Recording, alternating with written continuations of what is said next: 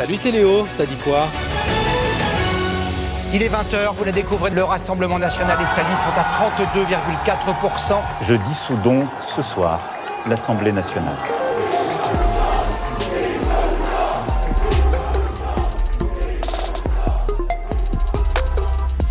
C'est un moment historique que nous sommes en train de vivre et donc épisode spécial ce matin sur ce pari extrêmement risqué d'Emmanuel Macron.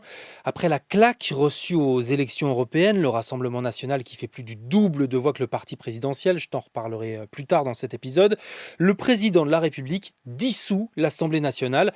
Il n'y a donc plus de députés ce lundi matin et de nouvelles élections législatives seront organisées. Le 30 juin pour le premier tour et le 7 juillet pour le second. Vous voulez du grand spectacle? Vous allez en avoir. 3 semaines pour faire campagne, 3 semaines pour trouver une nouvelle majorité à l'Assemblée nationale.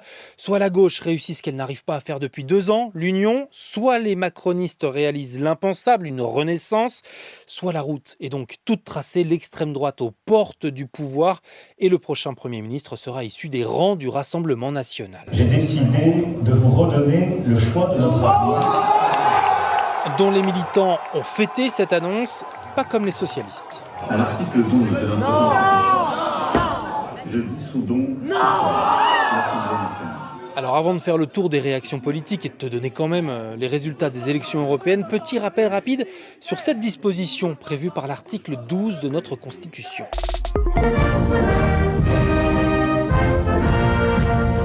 Mes chers compatriotes, j'ai décidé de dissoudre l'Assemblée nationale. Je serai le président de tous les Français. Tous les Français. La dernière dissolution parlementaire, c'était il y a 27 ans, en 1997 sous Jacques Chirac. Et celle d'hier soir est la 6e de l'histoire de la Ve République. C'est un pouvoir donné au président pour renouveler l'Assemblée nationale quand par exemple aucune majorité claire n'en ressort et qu'il est donc difficile de faire voter des lois. C'était le cas depuis les législatives de 2022. Mais Emmanuel Macron a donc attendu ce nouvel échec aux européennes pour faire en fait ce que demandait le Rassemblement national depuis plusieurs semaines, convoquer de nouvelles législatives. Et le risque pour lui maintenant, c'est que le RN confirme sa place de premier parti de France et qu'il soit donc obligé de nommer une figure du parti comme Marine Le Pen ou Jordan Bardella en tant que Premier ministre. Nous y sommes prêts.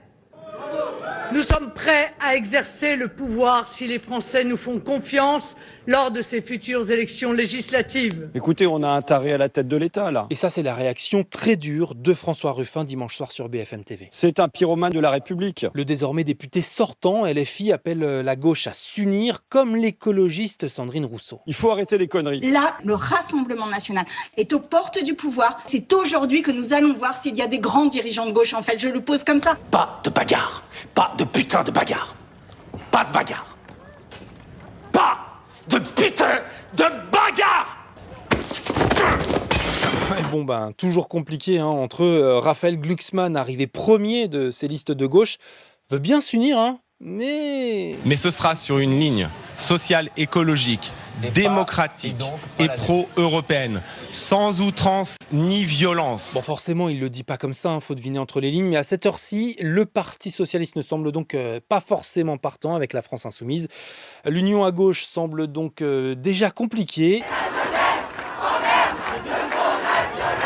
Malgré les demandes de ces centaines de sympathisants, la plupart jeunes, spontanément rassemblés cette nuit sur la place de la République à Paris. Quand je vois qu'on ne retient pas grand-chose de l'histoire, ça me désespère. On a 3 semaines pour faire barrage à l'extrême droite. Je ne veux pas grandir dans cette France-là. Tous ensemble, unité! Et à droite, les Républicains ne veulent pas entendre d'une alliance avec le parti d'Emmanuel Macron, malgré la proposition du patron de Renaissance de ne pas présenter de candidat face aux députés sortants, faisant selon lui partie du champ républicain. Tu l'as compris, on est donc déjà entré dans une nouvelle campagne, celle des législatives. En oubliant presque qu'hier, c'était un scrutin continental qui se jouait. 48,5% d'abstention aux européennes. Et je te redonne ici les résultats des partis qui envoient des députés au Parlement européen.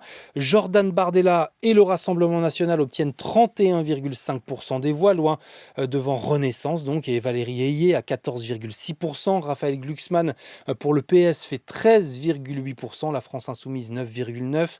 Les Républicains 7,2%. Europe Écologie Les Verts 5,5%, comme Reconquête d'Éric Zemmour.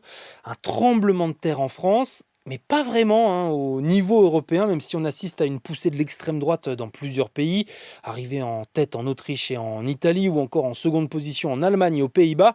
Elle n'arrive pas non plus en force à Bruxelles. Sur 720 eurodéputés au total, les deux groupes d'extrême droite en obtiennent 118, soit 10 nouveaux sièges. Mais les trois premiers groupes au Parlement restent le PPE de droite, les socialistes et les centristes. Il n'a pas changé, lui, la vache. Et cette soirée historique a chamboulé les programmes de TF1 hier soir. La dissolution a débordé sur le foot. Bonsoir à toutes, bonsoir à tous, bienvenue à Bordeaux. Prise d'antenne particulière en léger différé en raison, bien sûr, de l'actualité politique. Bon, de toute façon, les Bleus ont fait 0-0 contre le Canada à 2 jours du début de l'Euro, pendant lequel il va peut-être falloir jongler avec les législatives. Des huitièmes de finale sont prévus le même jour que le premier tour, le dimanche 30 juin. Je veux... Je serai le président de tous les Français. Et c'était Léo de France Info. Allez, ciao.